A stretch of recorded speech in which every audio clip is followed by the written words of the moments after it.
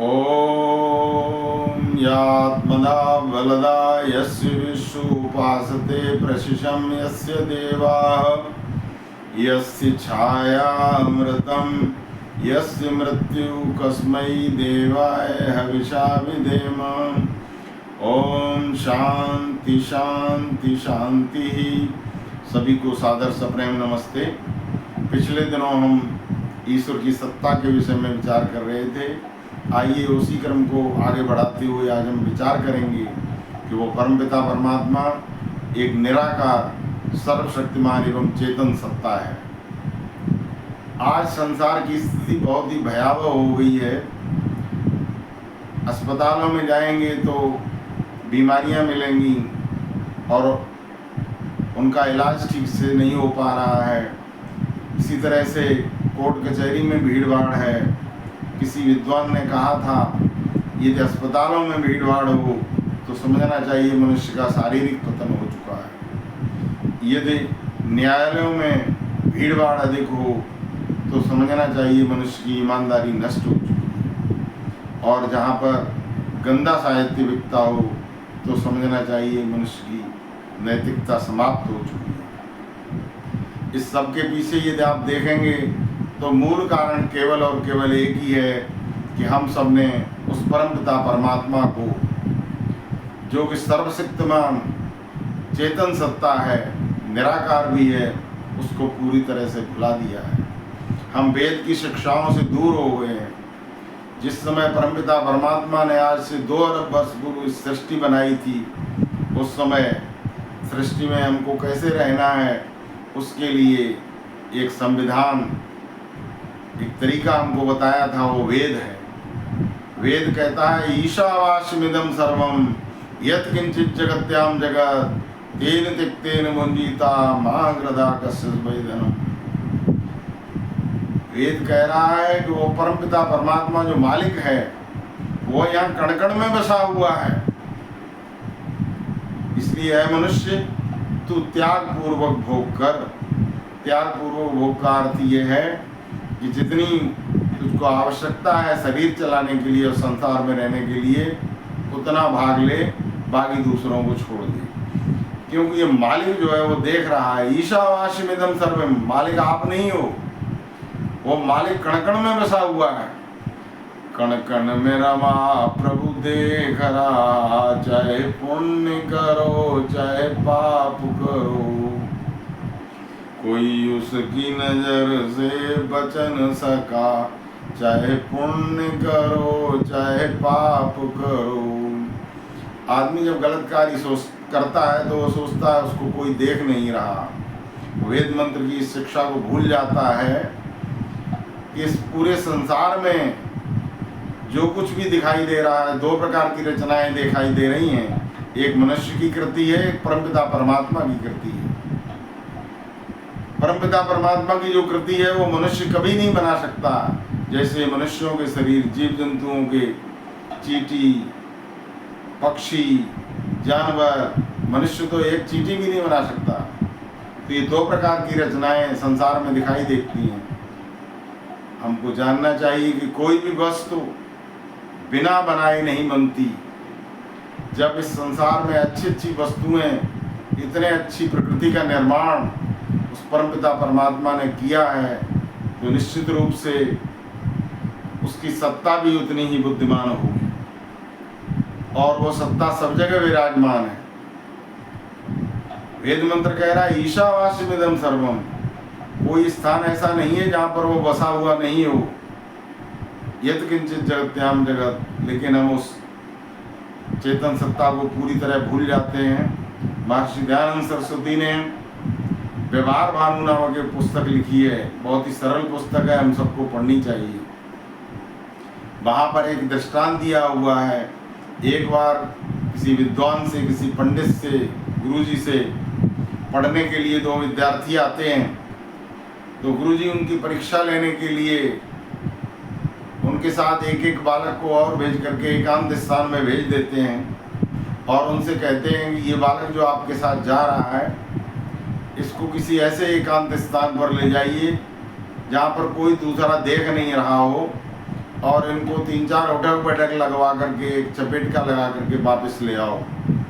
तो पहला शिष्य जाता है बाहर जा करके, दूर कहीं जा करके देखता है कि यहाँ कोई नहीं है, आसपास देखता है और 4-5 उठक बैठक लगवा करके और एक चपेट का लगा करके तुरंत वापस आ जाता है। दूसरा विद्यार्थी जाता है, चारों ओर देखता है, घूमता है, लेकिन उसको कोई स्थान नहीं मिला, क्योंकि वो देखता है कि कोई भी स्थान ऐसा नहीं है जहाँ पर मैं नहीं हूँ, ये बालक नहीं है, विद्यार्थी नहीं है, अथवा परमपिता परमात्मा नहीं है।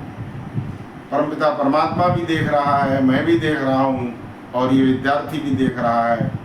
इसलिए वो चारों तरफ घूम करके वापस आ जाता है और दोनों से फिर गुरुजी अलग अलग पूछते हैं। तो पहला विद्यार्थी कहता है कि मैंने एकांत में जाकर के इसको 4-5 उठक बैठक लगवाई और एक चपेट का लगा करके वापस आ गया हूँ। गुरुजी उसको वापस भेज देते हैं घर, कहते हैं कि तुम विद्या अध्ययन नहीं कर सकते। और दूसरे विद्यार्थी से पूछते हैं तो वो कहता है मुझे कोई स्थान ऐसा नहीं मिला जहाँ पर मैं नहीं था, अथवा ये विद्यार्थी नहीं था और वो परम सत्ता नहीं थी, इसलिए मुझे कोई स्थान नहीं मिला और मुझे वापस आना पड़ा। गुरुजी ने कहा कि आप अच्छे विद्यार्थी हैं, आप विद्या अध्ययन कर सकते हैं। अब आप विचारिए, आज के समय में जो विद्या अध्ययन करने वाले विद्यार्थी हैं वो पहले प्रकार के हैं। वो ईश्वर की सत्ता को नहीं मानते, सारे कार्य वो इसी तरह करते हैं। नीट का पेपर आउट हो रहा है, कहीं बीजों में घोटाला हो रहा है, कहीं अस्पतालों में मरीजों से फीस ली जा रही है, सही ढंग से इलाज नहीं हो रहा है, मरीज की किडनियाँ चोरी हो जाती हैं और पता नहीं कौन कौन से अंग उनकी चोरी हो रही है। चोरी कब होती है? जब हम भूल जाते हैं उस बालक की तरह, उस विद्यार्थी की तरह कि कोई भी और सत्ता हमको नहीं देख रही है। एक तो हम स्वयं देख रहे होते हैं और वो परम सत्ता भी हमको देख रही है और वो हमको सावधान भी करती है, हमको रोकती है। कई लोग कहते हैं रोकती क्यों नहीं, हाथ पकड़ करके। हाथ पकड़ करके नहीं रोकेगी, वो निराकार चेतन सत्ता है और निराकार होने के कारण वो आत्मा के अंदर हमको लज्जा, भय और शंका उत्पन्न करती है। सभी को करती है, सब जगह व्याप्त है। और जिस समय हम अच्छा कार्य करने के लिए चलते हैं, कोई परोपकार का कार्य करते हैं, तो उस समय उत्साह, उमंग और निर्भयता से भर जाते हैं। ये सब परमपिता परमात्मा की तरफ से है, उसकी आवाज़ को हम नहीं सुनते हैं और इसी कारण से संसार में सारे अनिष्ट, सारे गलत कार्य हो रहे हैं। परमपिता परमात्मा निराकार चेतन सत्ता है, उसको आकार की आवश्यकता नहीं है, उसको शरीर की आवश्यकता नहीं है। शरीर तो एक साधन है। देखिए, साधन की आवश्यकता किसे होती है? जो कमज़ोर होता है। जो जितना कमज़ोर होगा उसको उतने अधिक साधनों की आवश्यकता होगी। महर्षि दयानंद सरस्वती जब आगरा में रहते थे, गुरुदेव से मिलने के लिए कई बार जाया करते थे, तो कहते हैं कि एक दौड़ में मथुरा से आगरा 56 किलोमीटर है, वो पहुंच जाया करते थे। हम लोग कमज़ोर हैं तो दौड़ में नहीं पहुंच सकते, तो बस में बैठ करके अथवा रेलगाड़ी की यात्रा करते हैं, अथवा स्कूटर, मोटरसाइकिल या कार में बैठ करके जाते हैं। तो कार में बैठना या स्कूटर पर बैठना ये हमारी कोई बहुत बड़ी शक्ति का प्रतीक नहीं है, ये कमजोरी का प्रतीक है। यदि हम में भी सामर्थ्य होता तो हम भी एक दौड़ में मथुरा से आगरा जैसी दूरी को पार कर सकते थे, लेकिन हम तो कुछ कदम चल करके ही करने लगते हैं। तो ये शरीर परमपिता परमात्मा की तरफ से दिया हुआ है। बाहरी साधनों की आवश्यकता कब पड़ती है? जब हम कमज़ोर होते हैं। आप अस्पताल में किसी मरीज को देखो, जब बहुत अधिक कमज़ोर हो जाता है तो डॉक्टर लोग उसको वेंटिलेटर पर ले लेते हैं, बाहरी सपोर्ट देते हैं, ऑक्सीजन देते हैं, थोड़ा ठीक होने लगता है। उनमें आधे तो वहीं पर मृत्यु को प्राप्त हो जाते हैं। यदि कुछ ठीक होते हैं तो वेंटिलेटर हटा लिया जाता है और धीरे धीरे उसको आईसीयू में लेकर के और सामान्य वार्ड में लेकर के और फिर उसको व्हील चेयर पर ले लिया जाता है और घर भेज दिया जाता है। वो लाठी टेक करके भी चलने लगता है और जब और थोड़ा स्वस्थ होता है तो लाठी भी हट जाती है, और स्वस्थ होता है तो स्कूटी से चलने लगता है, और स्वस्थ होता है स्कूटी की भी आवश्यकता नहीं है, पैदल चलने लगता है। और अधिक स्वस्थ हो तो वो दौड़ भी लगा सकता है ऋषि दयानंद की तरह। तो हम देखेंगे कि साधनों की आवश्यकता किसको है, कमजोर को साधनों की आवश्यकता पड़ रही है। जो बहुत अधिक कमजोर है उसको तो वेंटिलेटर की आवश्यकता पड़ रही है। परमपिता परमात्मा तो सब जगह व्याप्त है, सर्वशक्तिमान है। अणुओं परमाणुओं के अंदर वो गति दे रहा है, परमाणुओं के अंदर इलेक्ट्रॉन प्रोटॉन भी घूम रहे हैं। संसार में कोई भी वस्तु ऐसी नहीं है जिसके अंदर गति नहीं हो, और ये सारी गति शरीर के अंदर भी गति है।